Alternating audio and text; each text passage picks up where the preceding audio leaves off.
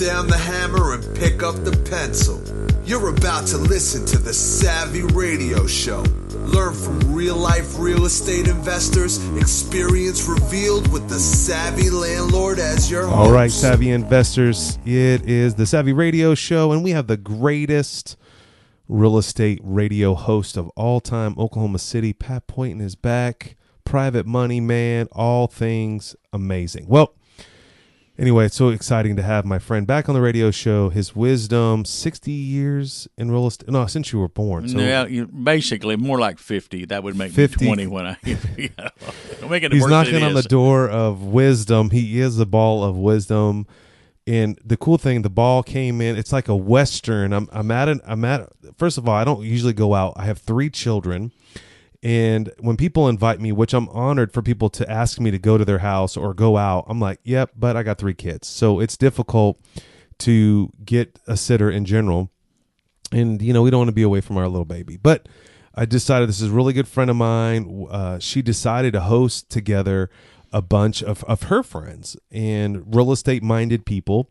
And this gal, she's super successful. She blows my mind. She's very driven, very affluent, just started from nothing, built her giant empire to the tune of millions of dollars. And she was like, hey, I'm doing this get together. Do you want to come on Friday? And I was like, let me check with my wife. Well, long story short, I decided to go. I got my wife to say yes. We got a babysitter. It all worked out. And then next thing, like a Western, the doors fling open and then strolls in Pat Pointon out of nowhere, like a Western movie. Ding, ding, with the cane, strolling in gangster style. Well, more like John Wayne. John Wayne, okay. Yeah, there we go. All right. Like John Wayne, yeah. So it was cool to see you on Friday night. And then that, of course, led to you to be here today, and which is awesome. I know you're a very busy man selling things and buying properties or whatever. I know you're on a commercial property, right, that you're developing at this time. I have a small commercial property, yes. Right. That, you know, and I'm getting that itch myself. There's 2 lots I'm looking at, maybe do a possible commercial development.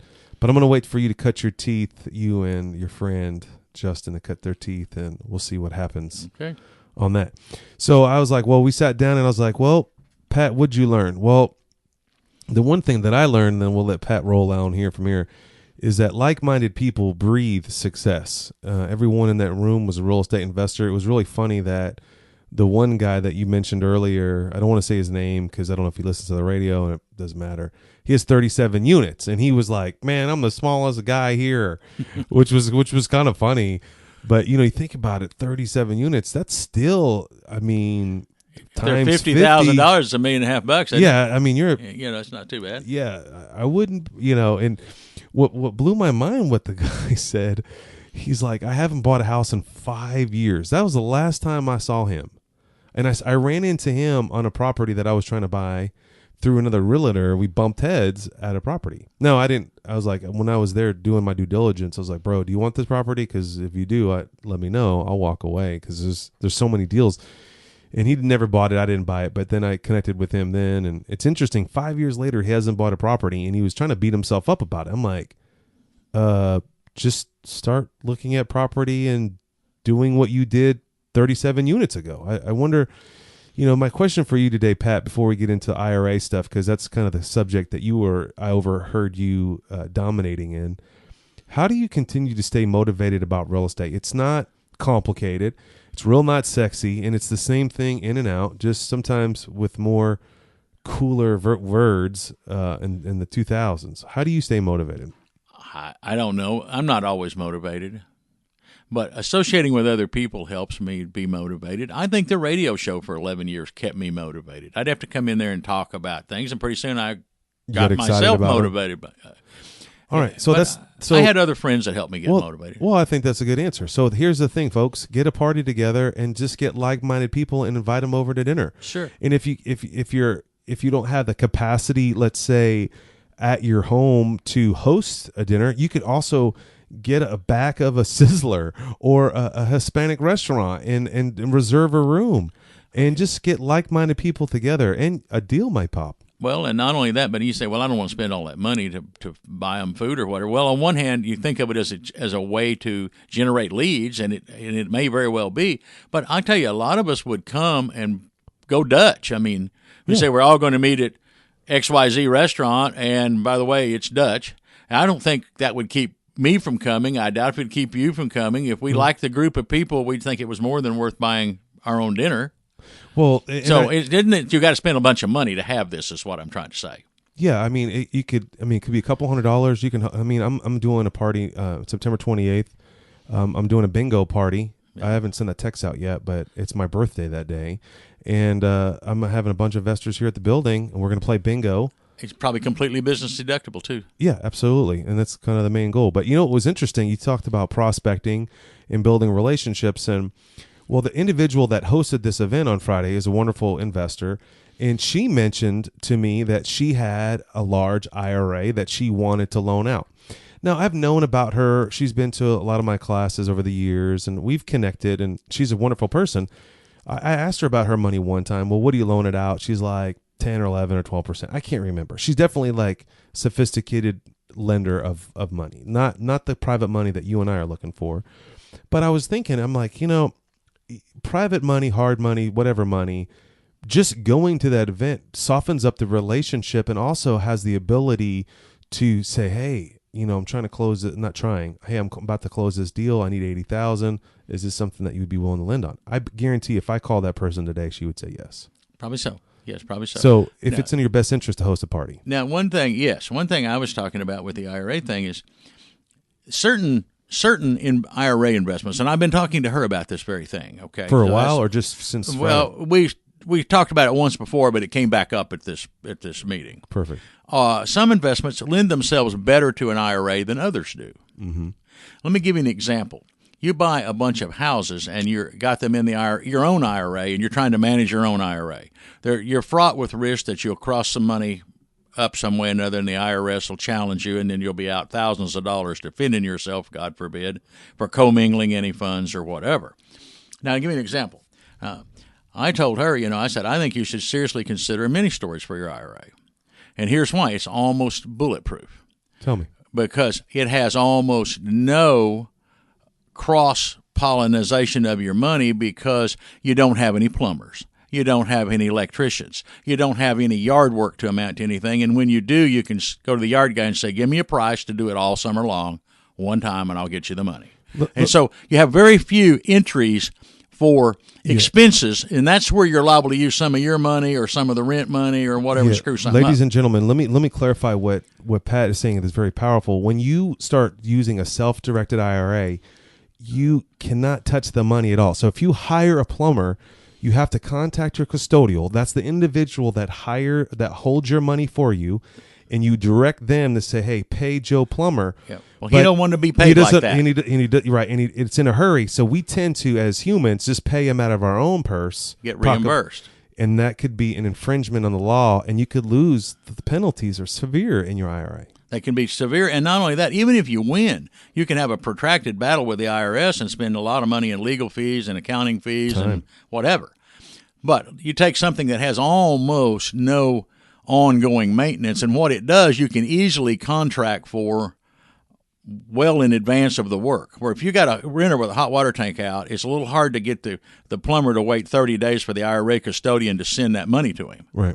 And so that's a problem. But when you on a mini storage, automatically you have no children, you have no lawn, you have no electric, you have no broken windows, you have no air conditioner going out, etc. So consequently, the money comes in, it goes to the IRA custodian. If something comes back, it's very easy to get it because you know what it's going to be well in advance. For instance, you average your electric bill, so you know every month what the electric bill is going to be. Sure. So you can turn it in well before it ever comes. So it's a very easy investment for that. Okay, so great topic here. We're talking about IRA, loaning out IRA money, your IRA. Another way to kind of get yourself away from writing those checks is buying a whole portfolio already pre-managed or hiring a manager. I'm selling a property right now, and the guy is very detailed about, hey, I have to hire a property manager, and everything has to flow through them. He's getting that property manager to pay all those bills, and then the custodial is paying that property manager. Okay. Now, you can do that, but I don't know. usually you'll pay a pretty hefty penalty for that. From the custodial or for the property manager? From the property manager. Yeah, as a fee, absolutely. I mean, it's a service. Where you can generally manage your own IRA without a manager if you want to, or you can put an on-site manager if you need to. But like I said, take a mini storage. You go out there and all you do is fill out the paperwork. They give you the money. You send the money to the IRA. I mean, it's done. There's nothing else to be done. Next month they do it on credit card or they do it by the mail or whatever on to the IRA custodian. You don't have very many hassles with managing it yourself, as opposed to hiring a property manager who's going to pay all these maintenance bills and rehab bills. And you almost have none of that. Even if you do, the way you do it is you go to, the biggest one you'll have is cleaning out units if somebody vacates. Mm-hmm. Well, what you do is you go to whoever's going to clean out your unit and get a price per unit, and you turn that in before you ever hire them. It's very, very simple. It's a really excellent way for the average Joe to buy a big, expensive property and manage it himself and stay legal with the IRA people. All right. You mentioned something about credit card, using a credit card, say, to pay utilities or services rendered for your IRA. No. I'm talking about collecting from the customer. Oh, from the customer. But just an idea popped in my head. Can you get a credit card, I guess, in an IRA? I never have tried. I do not know, but it's possible. Well, just think about it logically. I mean, you get a credit card, for that entity. Let's just say the entity is XYZ mini storage, and the IRA owns XYZ mini storage, and inside XYZ mini storage is a credit card that pays payables. It's almost like having a checkbook LLC of sorts, except for not an actual checkbook that's connected to your IRA. It's just a credit card. It's a good question, and one that I'm not haven't fleshed out, but it's a possibility. All right. But anyway, some things are easier to manage than others.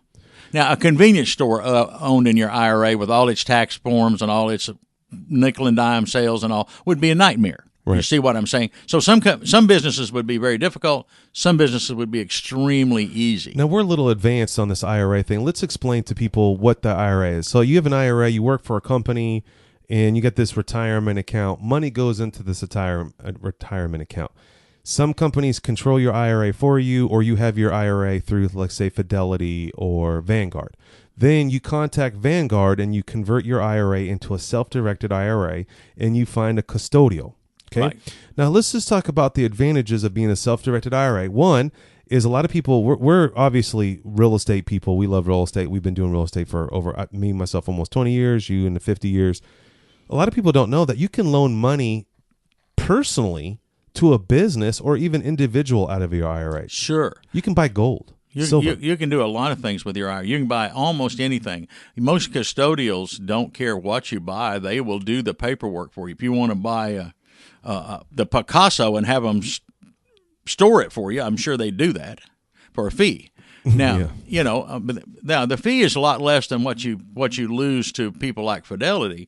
You have a company like Fidelity, they may have a management fee, but they also make money on selling you the stock. The stock, and if you sell the stock, they make money on that transaction as well. And they know exactly how to make money on you. Now, they'll tell you their stuff is self-directed, but it's not. It's self-directed among the stuff they offer, which is limited. Another thing that's interesting too, if you're on the fence of converting your IRA or your 401k over to a self-directed product, the person that's hosting your money right now, Fidelity, Vanguard, or whatever, they're gonna buck you a little bit. They're gonna ask you, why are you doing it? Hold on, let me transfer you to somebody else. Then you're gonna talk to that person. Then they're gonna ask you again. It's gonna be because they don't want that money leaving. Yeah, it's just like a bank. Like when the money leaves the deposit, they can't borrow against it. They can't use those funds to create more money or create more fees, management fees, to be charged to you if they don't have any money in there. So if you're nervous about that, or it is. A lot of people don't even know what an IRA does. Exactly. And then try to convert it over to a self-directed IRA has got to be daunting. Got it, been there, I've done it myself. It's been the best thing I've ever done. It's very simple, really. It's just not very well understood. Sure. And that's what we're about here today. We're here to tell you, you can do it. You should do it. You should loan money out of it. You should buy property in it, and you should make it work. Because why, Pat? Because the returns that you're getting, even on an index, I've been studying Index 500 fund for I'm reading the Anthony Robbins book about money, and just the fallacy of putting your money into a computer generated thing. You think you're going to get a return of 8 to 10% that's guaranteed is wrong, which is not true, which you can get. I get those all day, every day, 18, 21, 24% in real estate, depending on what your risk level is. Well, like for instance, I've looked at some mini storages that'll do about 15%, but 15% in your IRA where you're not paying any tax on it is the equivalent of 20 or more percent. And the ultimate thing on top of that is that it could be leveraged. Oh, I mean, you can't really leverage your IRA per se.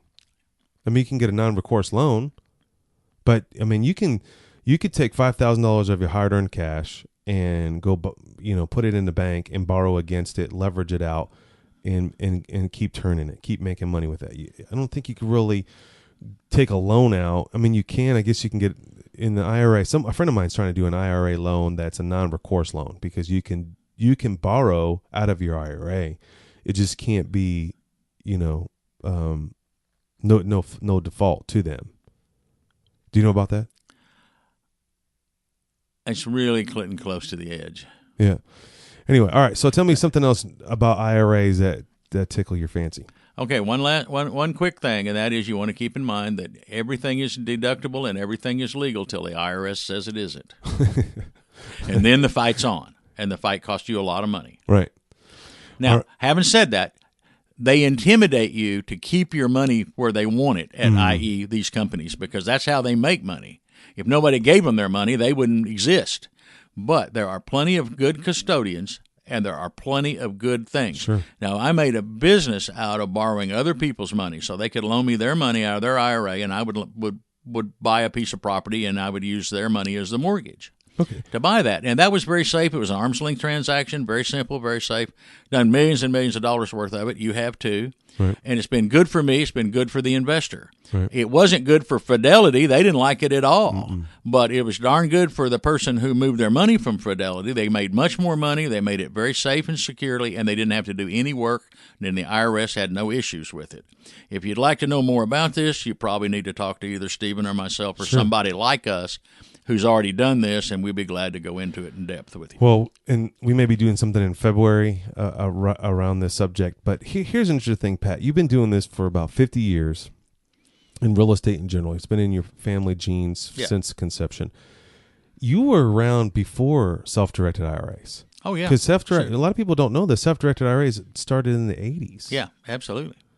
And what was it like for you? How long did it take? Because, I mean, you were the first guy. Were you the first guy in Oklahoma that was actually using other people's money to buy real estate? I mean, and what was that process? Try to go back in history. Try to remember. Like, give us some perspective in what it was like. Like, were you coined a charlatan because I could take your money and make it more for you? Or were people just as they are today? I mean, people are throwing money at me. Well, there was some of both.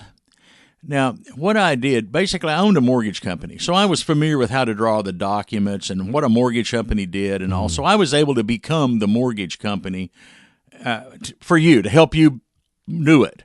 And whether I was the first in Oklahoma or not, I don't know. There's not I didn't no mean way to say of it like that, but I mean, I was certainly one of the very first, because my wife would have to explain to the people at the only custodian I knew of at the time that, yes, you can do this, and you do it like this, and let me send you the documents, and you take them to your attorney, and you'll see that they're valid and all, because they didn't know. Sure. And because it's so like we a weren't, scam. Like, hey, I'm giving you my money. They You just go didn't invest. understand. The great thing is it's collateralized. That's what I love about real estate. It's like, if you loan me $100,000 and I pay you back 6%, okay, you're making money with no effort. And I'm using that $100,000 to buy a rental property, and I'm doing the property management. I'm doing the collection of the rent. I'm hiring the contractor, evicting people, but I'm bound to that payment like I would, like any institution, like a bank. Instead of being Bank of Oklahoma or Bank of America. It's Bank of you. So, Bank of John Doe or Mary Gardner or whoever. So, I mean, has it always been easy? I mean, now it's everywhere. Everyone is borrowing Well, it's easier money. than it used to be. Now, what I used to do is hold some seminars, and I might get 30, 40, 50 people to come to a seminar. Mm-hmm. And of them, there'd be half a dozen other investors who were there to see what I was doing. There'd be 10 or 15 people there that were curious, and there'd be 5 or 10 people there that were actually somewhat interested. And among them, I'd have 1 or 2 or 3 of those people that would actually meet and look at the properties with me and figure out specifically what we're talking about. Now, those people would usually make a loan with me. Now, invariably, all the family, they all know other people and have family members and people, and so I might have only gotten 3 people from the seminar, but each of them knew 3 or 4 more people that they brought into the circle, and now I had 8 or 9 or 10 people. Awesome. And frankly, that was all the money I could spend at a time. Sure. I mean, if you gave me $1 million, I can't start paying interest on it unless I got $1 million worth of property that I want to own. So it didn't help me to go raise $50 million because I didn't have any place for it. Right. And that's a scenario that I think, like, I mean, I'm honored that people like, hey, man, I've seen your success in real estate, and you too, Pat. I mean, I've seen I've known you for over 15 years now, and I've seen people, success. People come to me, man, can you teach me or can you help me? I'm honored, but I don't have any assets to buy right now. Right. I mean, I guess I can go buy a $1 million apartment building, but then the due diligence process and do I timing, want to do that? I right. mean, yeah. And then all of a sudden I'm working for somebody else. When 911 happened in the terrible tragedy in New York, I had a 1-year waiting list of people because the stock market crashed pretty bad. A lot of people lost a lot of money. I had a 1-year waiting list of people that were signed up to loan me money. But just because you were signed up to loan me money didn't mean I had anything for me to put your money on. Just think about what you're saying. Like, there's so many young real estate investors out there, especially listening to this show. They're like, I can't get money. And you're over here. I got a list of people that want to give me money. I bet you $2 or $3 million left me during that year and went and did something else. Right. But I know one guy that I still have with me today who waited 13 or 14 months to invest his money with me. And he's still investing with you. And he's now. still investing with me today. Now, he was a member of a family of 5 or 6 others who are already investing with me. All right. But at any rate, that's a wonderful problem to have. Yeah. All right. Well, that's our time. It's 22 minutes. And, Pat, it's been a pleasure to have you back. I can't wait for you to host the next get-together. I got a get-together coming up September 28th, Oklahoma City, 6 o'clock. If you got nothing going on, I'm having a little party here at the Red Tree Center. We're going to have bingo. It's my birthday, so you may bring me a book. What, maybe. a Mercedes-Benz, perhaps? No. or what'd you have in mind? Airplane, Mercedes-Benz? I went vegetarian/vegan for this last 6 months, and I found a gift certificate someone bought me as a gift, I don't know when, but for Empire Pizza. So I'm bingoing that off, and I also found through my cleaning of this weekend, I found free queso at an awesome Mexican restaurant. So I'm going to be giving those prizes away, some books and stuff. So I meant something to bring to you for your birthday. Something like a corporate aircraft or maybe a Mercedes-Benz or something. I like T-shirts, extra large. But anyway, Pat, I love books. I read like ballistic. But Pat, thanks for coming on. Tell us what any subject that comes to your mind that you're going to bring to us when you come back on the radio. Anything exciting yet? I'm thinking about that. All right. Well, I'm excited that you had the time to swing on by, and we're looking forward for you to come back. Thank you. Thanks for listening to the Savvy Radio Show. Glide online and listen to our other motivating episodes at SavvyRadioShow.com. Connect on Twitter at LandlordBook and always be buying assets.